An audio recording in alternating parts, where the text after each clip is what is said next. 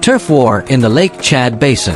In a dramatic escalation of the insurgency raging in northeast Nigeria, rival jihadist groups, Boko Haram and Islamic State West Africa Province, ISWAP, clashed fiercely in the riverine and island zones of the Lake Chad region. One recent report places the death toll at about 200 fighters killed, almost exclusively from ISWAP, as Boko Haram reportedly seized boats and overran camps in islands such as Dogon Chukwu.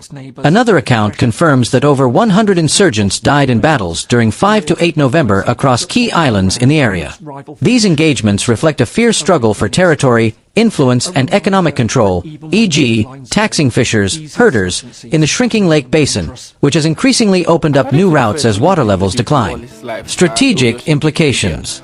That Boko Haram appears to have gained the upper hand in this particular clash, despite ISWAP long being considered the stronger faction, signals a potential shift in the insurgent balance of power in the region. For the Nigerian state in the Borno State/Lake Chad axis, this adds urgency. The battle isn't just between militants but is unfolding in areas where civilians are already under great stress, and where state presence is weak or contested. A U.S. presidential warning. Amid this volatile security situation, U.S. President Donald Trump issued a stark warning to Nigeria. He threatened to send U.S. forces, guns a-blazing, or conduct airstrikes if the Nigerian government fails to halt what he described as mass killings of Christians by Islamist militants. Nigeria was re-designated by the U.S. as a country of particular concern for alleged religious freedom violations, and the U.S. signaled that aid could be suspended if it deemed Nigeria inactive. In response, Nigeria's President Bola Ahmed Tinubu rejected the portrayal of Nigeria as religiously intolerant, emphasizing that the violence affects Muslims and Christians alike and pledging cooperation with international partners.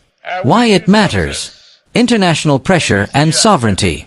The U.S. threat underscores how Nigeria's internal security failures are now spilling into the diplomatic arena, affecting sovereignty, alliances, and aid relationships.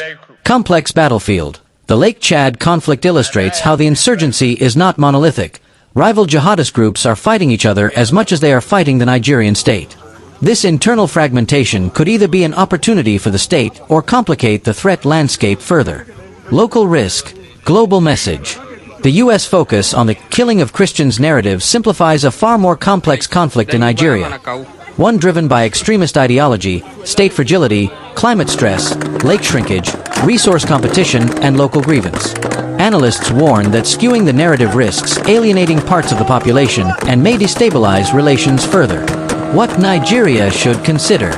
Prioritize securing the Lake Chad Islands and waterways where insurgents operate amphibiously to cut off movement and logistics.